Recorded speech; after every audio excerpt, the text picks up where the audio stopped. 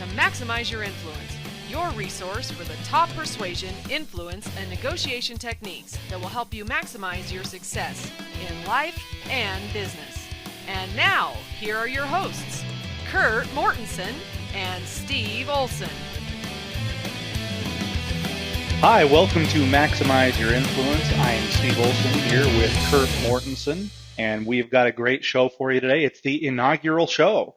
So we're excited to be doing this for you. Kurt, what do you think? You excited to be here? Yeah, it's great to be here and teach people how to persuade, motivate, and influence. That is a skill that will take them a long, long ways during their life, and it's probably a skill they haven't really have mastered. Yeah, it probably is. I mean, I think anybody who's been in business or any other sector of the economy for any amount of time realizes that the people skills are what really get things done. Those hard skills you learn in school, they definitely have their place. You know, a doctor needs to know how to do a medical procedure for sure. But those medical skills don't really hold up over the long time when it comes to the people skills. I'm not talking about actually your service as a doctor, but your prosperity as a business. Your people skills are what get it done. Oh, you're right on. When you look at those soft skills we didn't learn in school, and that's where I'm so passionate about persuasion and influence, because we should have learned these in schools. The statistics and numbers are astounding that you look at business and success and wealth, that 85% of our success actually comes back to our ability to persuade and motivate and influence in our people skills and get other people to want to do what we want them to do and like doing it. Yeah, you know, I remember the last semester of my senior year in high school. It was basically a complete waste of time, right? I mean, don't tell anybody that. Is this being recorded, right? I think it is. Yeah, we're too late. Your teachers are going to come back and haunt you. But I know what you're saying.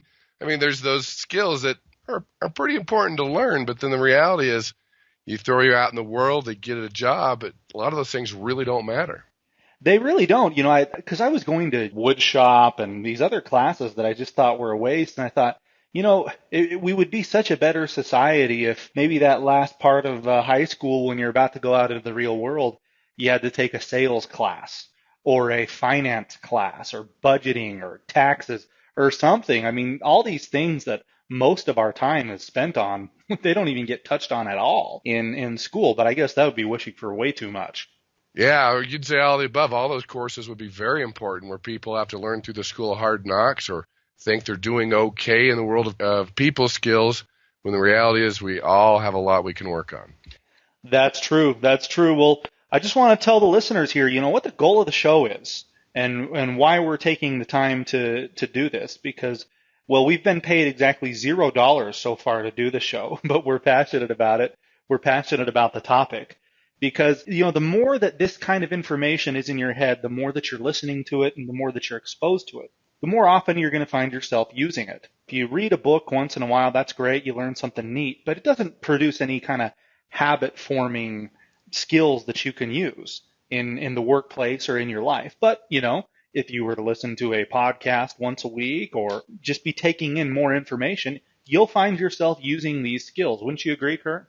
I agree 100%. If you could just learn one new tool a week, one aha a week to really implement and use, you'll see a big difference in persuasion, because most people, and you know this to be true, only have 3 to 4 persuasion skills.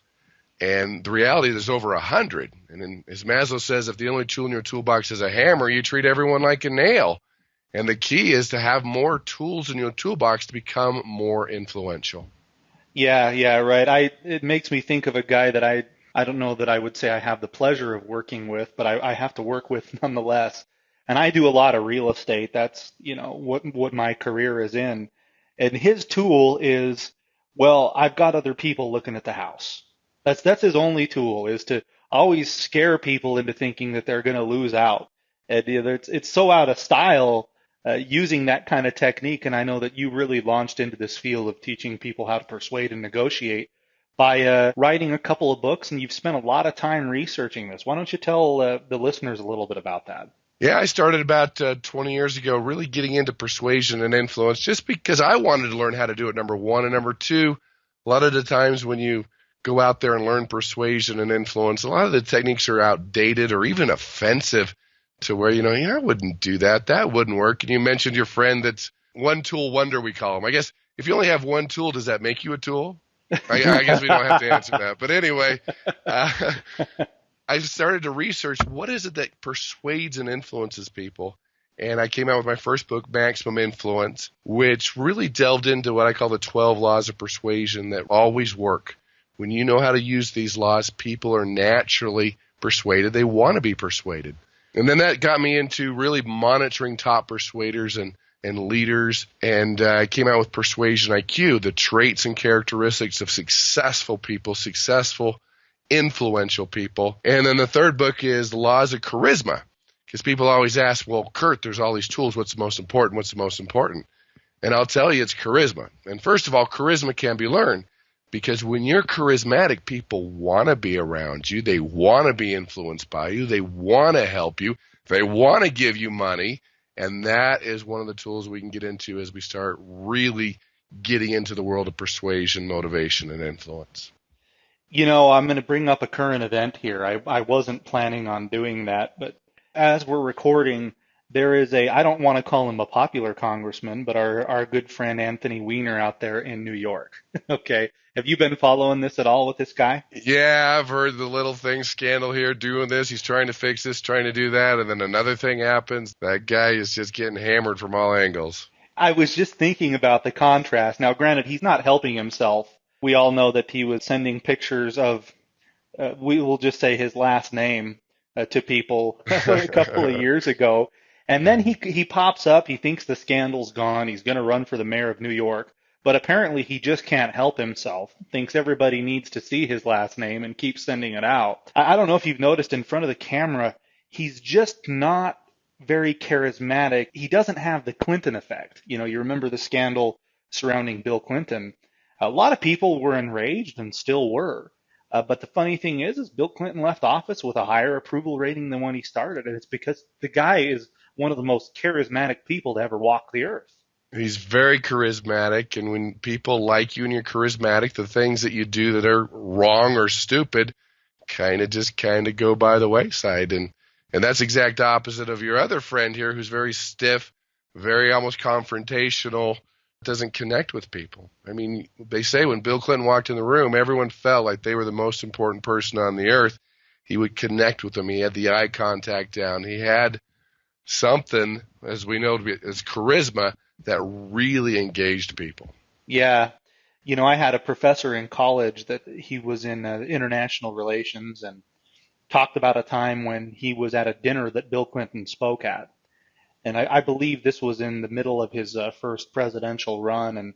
And Clinton came in and talked about international economics. And you should have seen this professor relate the story about Bill Clinton. I mean, he was basically in love with the guy. I mean, from that presentation, he just had won this guy over for life. And as you say, in contrast to our congressman from New York, who just seems to bungle this thing. Not that he's helping himself any by his actions, but you wonder how far he could actually get if he had some charisma to him. A lot farther. That's the bottom line. And a lot of challenges with a lot of these people is they think they have it, or they don't need it, or say we should go on the facts, or no, there's that charisma, that influence, that power that you get when people want to be around you and influenced by you. Yeah. Well, let me ask you this, and I can see the point of people who ask this question. Sometimes I might even agree with them. Are you just born with it, or can you actually learn it? Yes. Some things we naturally have, and then some things we need to learn, we need to fine-tune, we need to fix, and we can learn how to do this. Too many people have that knee-jerk reaction, well, they're a born persuader, they're a born salesman, they're natural charismatic, they're a natural leader. No, they learned some things along the way that have helped them out, obviously, but when you look at the list of things that it takes to be charismatic, every single one can be learned. Okay. So you've been at this for quite a while, you know, doing a lot of studies, looking at a lot of psychological journals, trying to figure out the raw scientific influence. I mean, I think you could go down to Barnes and Noble or any bookstore and you would see a ton of books on sales and persuasion. What has usually stood out to me as I kind of read the titles of those, read the introductions, is it's usually some guy who was very successful in a given industry. Maybe he was a pharmaceutical rep, maybe he was in insurance, whatever it is. And he was very successful, so he decided he had it all figured out on the persuasion front. He wrote a book. And I think a lot of those books have some good content for specific personalities, but for other people, they're just not going to work. And your whole crusade here was to find out the actual scientific data that anybody could use to notice a measurable improvement in their persuasion skills. Am I right there? Absolutely. Absolutely. To where you can really measure your success. And, you mentioned a lot of those books out there. A lot of those books are written to kind of edify the person and how good they were in persuasion or leadership in sales. And a lot of times we don't glean that much information for those. Our goal here is to get you those tools to be able to quantify your success in persuasion and influence. Great. So out of all the research, 15 years or so, I think it's more by now, that you've done on this topic, what would you say would be the one thing that people would be shocked to hear about persuasion? Because there are a lot of myths about it out there. What do you think would just shock people? Well, there are a lot of myths out there, and a lot of misconceptions, a lot of things that no longer work. The biggest one that just shocks me time and time again, and when I'm teaching seminars and talking to people, that this is the one that comes out the most, is that up to 95% of persuasion and influence involves a subconscious trigger. Okay, what's a subconscious trigger? Well, it's a feeling you have inside. I like this person, I don't like this person, I trust this person, I don't trust this person. In fact, let me ask you, Steve, when you meet someone for the first time, how long does it take before you decide if you like or trust this person? Wow, in some cases, it's usually before they even open their mouth. So let me ask you this, is that fair or is that reality? Well, that's reality. It's definitely not fair, but it's we reality. Can go into fair. Well, that's not fair. That's not fair. People shouldn't judge. They do. That's reality. And so we have to deal with reality. And so in that initial 30 seconds, whether it be over the phone or face to face, it could be the color of your clothes. It could be a gesture on your face. It could be a hand gesture. It could be a word that you're using. We know that facial hair for guys decreases credibility. We know that, even smell, perfume and cologne, sure, your rate is more attractive in, say, a nightclub, but in the workplace, people say you're wearing too much, and it has the opposite effect. You want to smell like you've taken a shower, obviously. Even simple things like Cinnabon, the cinnamon rolls. When people are near that smell, they're more likely to donate to a charity. So we can go into how close you're standing to the person, to smells, to colors, to gestures, to facial hair. All these things come into play that trigger what's called a subconscious trigger. Again, I like them, I don't like them, I trust them, I don't trust them. And people just don't understand how that's affecting their persuasion. They just want to come in and data dump and vomit the 20 reasons they should do it, and it has the opposite effect. Because the moment somebody senses you're going to try to persuade them to do something, even though they need it, want it, like it, and can afford it, they're going to resist you unless you do it the right way. So was there an actual study citing that if you were, in range of a Cinnabon, so to speak, you'd get more charitable donations? Absolutely. You can even look at the smells when you go into a supermarket. They make sure the fresh baked bread's coming in. The real estate agents, as you know, they're going to cook potpourri or bake bread because our olfactory system is very powerful. We can smell something and go back 20 years. It could be a great feeling. It could be a negative feeling. So if you come to a home that you're looking at and fresh baked bread, I'm home, it feels good, that's a subconscious trigger. Yeah, well, I think especially with those cinnamon rolls, we have where I live a kind of a Facebook group that allows the community to talk to each other. If somebody's selling some furniture or maybe there's a cop with a speed trap outside the development, people post on this Facebook group. And these kids a couple of Saturdays ago posted that they were selling cinnamon rolls down on the corner. And they got just completely overwhelmed. It was crazy. People love those things. But I guess if you're running a charity, buy a bunch of Cinnabon and you're going to increase your numbers, huh? Yeah, increase your numbers and just be aware of smell and colors and all those things that help you become more influential, or if you're doing it the wrong way, you're less influential. Yeah, absolutely. I was actually reading a study the other day done by a couple of professors about how more attractive real estate agents make more money.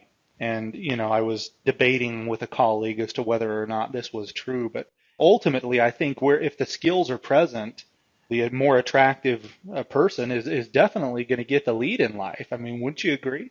Oh, absolutely. Again, not saying that it's fair, but when you look at the role of attraction, and We're not talking drop dead gorgeous or handsome, but when you're good looking or better than the average person, your lifetime earnings, it does affect your lifetime earnings. You even look at the judicial systems on the other side. The uglier convicts get longer prison sentences for the same crime than the better looking ones. We can go into daycare. We can go into grades in college. I mean, they're definitely what they call the halo effect. How you look, people perceive you as more trustworthy, more competent, and even more likable. Yeah, right. So if you're ugly, get out, go be a social worker. Well, no, there's always plastic surgery, right? There's always hope. There's different things that we can do to fix things. Again, some things we can fix and some things we can't. You just be aware of what those are. And that's the power, is being aware of those subconscious triggers. Yeah, definitely. Well, Steve, you know what that sound means? It's Blunder of the Week time. Well, we're going to do a segment on all of the shows going forward called the Blunder of the Week. People, that's another thing in human nature. People always like to see other people screw up, don't they? They do, because they're like, well, other people do that. But the reality is you're probably doing it too. So it's good to see other people blow it so you can learn and improve your own persuasion influence skills. And probably laugh a little bit along the way, right? Exactly. Well, I'm going to do this one because this was related to me by actually my dad, who got a call from a telemarketer. And there is a rather large resort close to where we live that has recently converted itself to a timeshare structured ownership. So, you pay the $10,000 or whatever, and you get to go up there for a week every year. So he gets a call from this place that says, "Hi, this is Bob from XYZ Resort. We have a red hot deal on timeshare memberships right now, but we are in a sold out situation, and I need to know your decision ASAP." So, sold out situation. You like the packaging on that one. Oh, it was pretty ridiculous. So my dad says to him, "So you're in a sold out situation, really?" And he says, "Yeah. So what are you calling me for? Am I going to get my week? I thought you were sold out."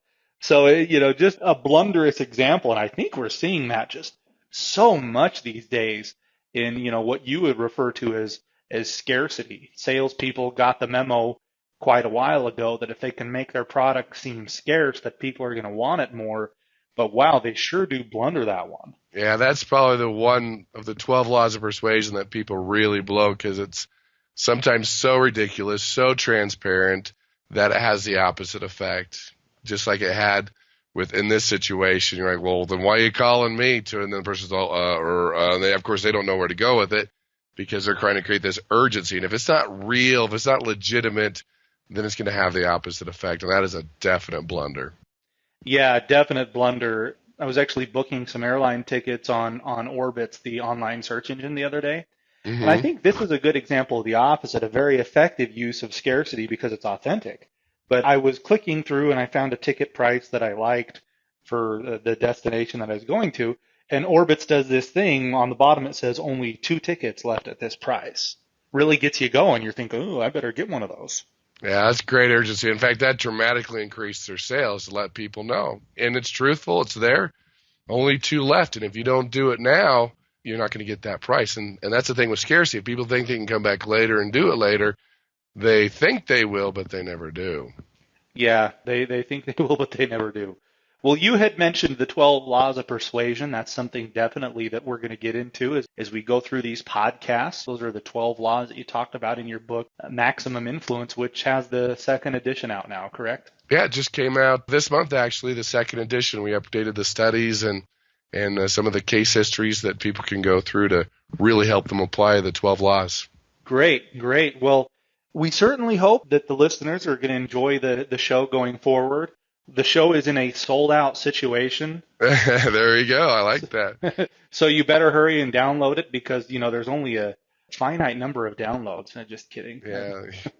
I think they limit it to, 54 million, something like that. But Right. We'll deal with that problem when we get there. There you go.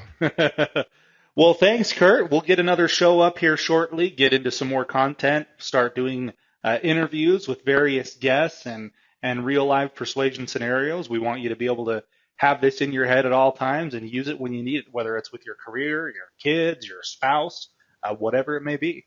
That's the key. We all persuade and influence for a living, whether we're parents, teachers, leaders, managers, sales. We all need to maximize our influence. That's right. Thanks, everybody, for listening. We'll catch you on the next episode of Maximize Your Influence. Have a good one.